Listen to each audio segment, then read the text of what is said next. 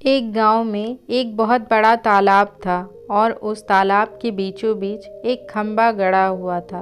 उस तालाब में बहुत सारे मेंढक रहते थे और हर एक मेंढक कोशिश करता था उस खंबे पर चढ़ने की, लेकिन सभी मेंढक बार बार असफल हो जाते थे।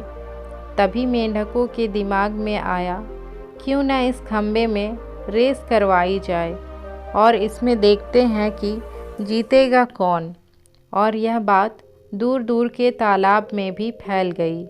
वह दिन भी आ गया जब वहाँ रेस होने वाली थी।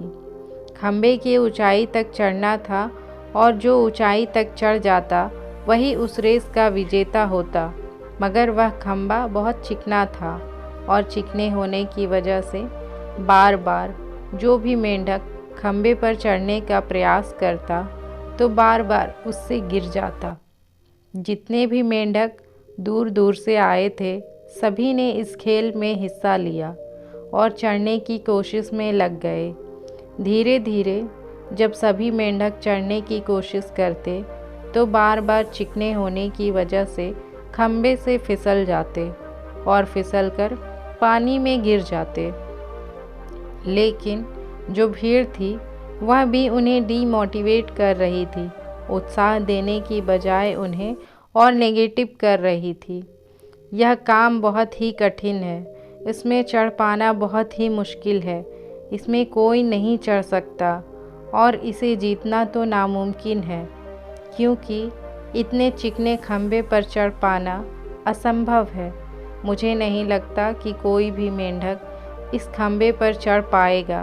भीड़ में सभी मेंढक बार बार यही कह रहे थे।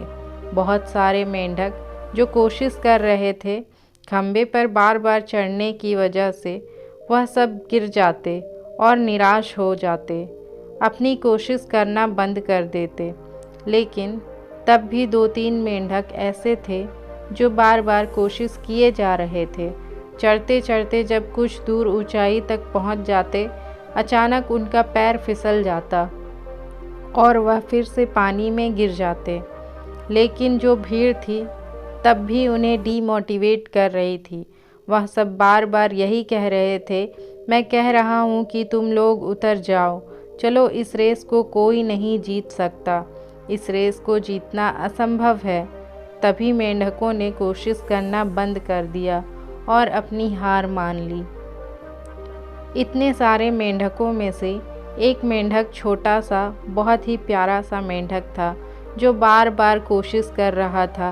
वह तब भी लगातार कोशिश किए जा रहा था और कोशिश करते करते अपने जोश और जुनून के साथ वह छोटा सा मेंढक चिकने खंबे पर सबसे ऊंचाई पर पहुंच गया। यह देख जितने भी वहां खड़े हुए मेंढक थे वह सभी हैरान हो गए और जब छोटा मेंढक अपनी जीत की खुशी लेकर खंबे से नीचे उतरा तो सभी मेंढकों ने उसे घेर लिया और घेरने के बाद उससे पूछने लगे, मेंढक, तुम्हें इतनी शक्ति कैसे मिली? तुमने इतने कठिन काम को कैसे पूरा कर लिया? अच्छे अच्छे जो महान मेंढक थे वह इस काम को नहीं कर पाए, फिर तुमने कैसे कर लिया? तभी पीछे से एक मेंढक की आवाज़ आई, अरे तुम लोग उससे क्या पूछते हो, वह तो बहरा है।